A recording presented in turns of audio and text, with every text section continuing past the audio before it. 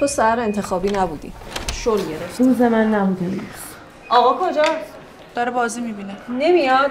من یه ذره دیگه بازی باید یه چیزایی رو چک کنم. من میگم این دفعه رفتم بالا همون لحظه برم تو شکمش.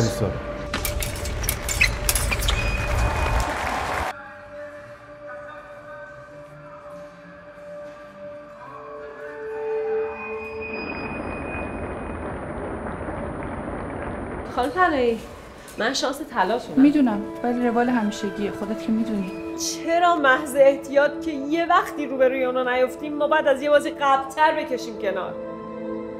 ضمناً گفتن این کارت هم بی جواب نیست. پاداش خوبی بهت میده. اونی که داره اینو میگه میدونه بچه دهنی ازم سرویس شده تا الان؟ نمیتونی بازی کنی. دختر من، عزیز من، ما نمیتونیم ریسک کنیم، میفهمی؟ چجوری میتونی حسرت که خودت کشیدی به منم بدی؟